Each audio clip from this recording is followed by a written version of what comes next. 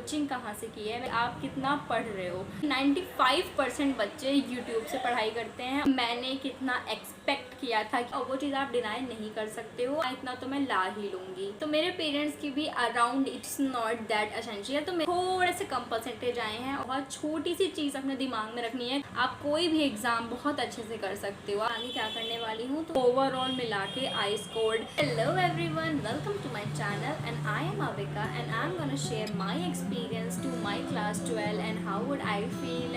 आपको क्या करना चाहिए जिससे आप अपने 12th में अच्छे ग्रेड ला सकते हो। I will share all this and in this video, तो let's get into this video. By the way, मैंने कोई कोचिंग नहीं की है, मैंने क्लास 12 में सेल्फ स्टडी की है और जो मुझे नहीं करनी चाहिए थी। I will recommend you all कि आप एक कोचिंग ज्वाइन करो, बिकॉज उससे होता क्या है ना, आपके अंदर एक कंसिस्टेंसी बिल्ड होती है। जब आपको डेली कोचिंग जाना होता है तो आपके पास एक रूटीन होता है कि आपको इस शेड्यूल में इतना करना ही है, आपके पास एक टाइम लिमिट होती है और प्लस डे टू डे आप अपडेट भी लेते हो। आप जब इतने सारे लोग के बीच बैठते हो आपको समझ में आता है कि आप कितना पढ़ रहे हो। मैंने वो गलती कर दी, मैंने हाफ सेमेस्टर तक एक कोचिंग ज्वाइन की थी, but due to some issue वो मुझे छोड़नी पड़ी नहीं, मतलब मैंने छोड़ दी और मैंने डिसाइड किया कि मैं सेल्फ स्टडी करूँगी। मैं आपको बताती हूँ 99% बच्चे, 99 तो नहीं बोलूँगी, 95% बच्चे यूट्यूब से पढ़ाई करते हैं और मैंने भी यूट्यूब से पढ़ाई की थी। मैंने कोई क्लासेस नहीं, कोई सब्सक्रिप्शन नहीं, मैंने कुछ नहीं लिया था। मैंने यूट्यूब के फ्री रिसोर्सेज से पढ़ाई की थी। मैंने जस्ट एक लाइब्रेरी ज्वाइन की थी और वाईफाई भी है घर में, तो मैं यूट्यूब से ही पढ़ा करती थी।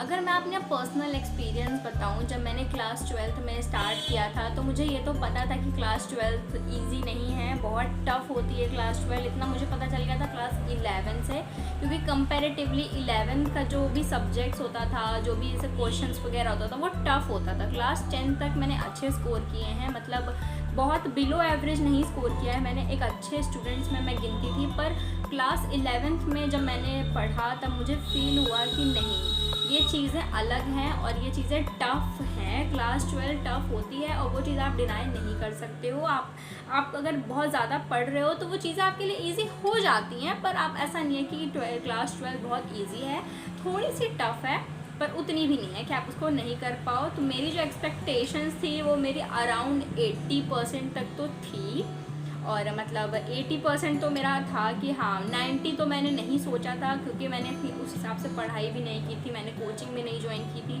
पर मेरा 80 तक मेरा एक्सपेक्टेशंस था, 70 अबव था, 80 नहीं होगा तो 70 अबव। तो आई वॉज एश्योर्ड कि हाँ इतना तो मैं ला ही लूँगी। नेक्स्ट है मेरे पेरेंट्स की क्या एक्सपेक्टेशंस थी। तो मेरे पेरेंट्स की भी अराउंड इतनी ही थी, मतलब मेरे फादर की तो एक्सपेक्टेशंस थी कि मैं 90s में आऊँ, पर मेरी मदर की तो 80s में ही था कि चलो ठीक है। मतलब आज के टाइम पे परसेंटेज इतना मैटर नहीं करते हैं 12th के, मतलब करते हैं ऐसा नहीं है, पर देखा जाए तो अगर आप CUET एग्ज़ाम देते हो तो आप फिर से ग्राउंड लेवल पे आ जाते हो। आपके CUET के हिसाब से आपको कोचिंग कॉलेज मिलता है, और अगर आपको इंजीनियरिंग करनी है, अगर आपका IIT नहीं आया तो आप 90% लेके भी नहीं कर पाओगे। हाँ वो एक मेरिट होती है कि उससे अबव आना चाहिए, पर अदरवाइज में इट्स नॉट दैट एसेंशियल। तो मेरे घर वालों की भी बहुत ज़्यादा, मतलब 80% मम्मी का था कि हाँ उतना आए। अगर मैं पर्सनल टिप अपनी दूँ और अगर आप मेरी मानो, मतलब मैंने वो चीज़ें नहीं मानी है इसलिए मेरे थोड़े से कम परसेंटेज आए हैं, और आपको वो परसेंटेज एकदम लास्ट में, मतलब मैं बताऊंगी आपको अपना सारा रिजल्ट, मैं अपना लास्ट में बताऊंगी कि स्किप मत करना, आप लोग पूरी वीडियो देखना, क्योंकि इस पूरी वीडियो आपके काम ही आएगी। मेरा पर्सनल टिप ये है कि अगर आपको क्लास 12th में, और मैं सिर्फ 12th की बात नहीं कर रही हूँ, मैं कोई भी कॉम्पिटिटिव एग्ज़ाम या फिर क्लास 12, आपको इन सब में अच्छा स्कोर करना है तो आपको एक बहुत छोटी सी चीज़ अपने दिमाग में रखनी है, कंसिस्टेंसी। रिमेंबर, कंसिस्टेंसी आपको वो दे सकता है जो शायद आपकी किस्मत भी आपको ना दे। कंसिस्टेंसी का मतलब ये नहीं होता कि मैं डेली 8 घंटे पढ़ रही हूँ, लेकिन मैं डेली 3 घंटे पढ़ रही हूँ। आपने एक दिन भी नहीं करना कि मैं आज नहीं पढ़ूंगी, आपको डेली पढ़ना है। भले 3 घंटे पढ़िए, 2 घंटे पढ़िए, 1 घंटे पढ़िए, लेकिन पढ़िए ज़रूर, क्योंकि अगर आपने एक दिन लॉस किया ना, वो एक दिन कभी नहीं होता है, फिर वो रिपीटेडली फिर आपको यूज्ड टू हो जाते हो लॉस कर, मतलब स्किप करने से। तो वो चीज़ आपको कम करनी चाहिए और कंसिस्टेंसी बनानी चाहिए। फिलहाल तो मैंने CUET का एग्ज़ाम दिया है, एक छोटी सी स्टोरी आपको सुनाती हूँ, मेरी बैक स्टोरी। मैंने जब क्लास 5 में थी, मेरा तभी से डिसाइडेड था, मतलब ऐसा मैंने डिसाइड करके रखा था कि मैं मर्चेंट नेवी ज्वाइन करूँगी और मुझे मर्चेंट नेवी ही ज्वाइन करनी थी। पर थ्रू टाइम मेरे आंखों में पावर आ गया। I got -4 in my left I and -3 in my right I. तो जब मेरे आंखों में पावर आ गया उसके बाद भी मुझे था कि नहीं, मैं लेसिक करवाऊंगी, पर मुझे मर्चेंट नेवी ही ज्वाइन करनी है। पर अभी सिचुएशंस बहुत अलग हैं।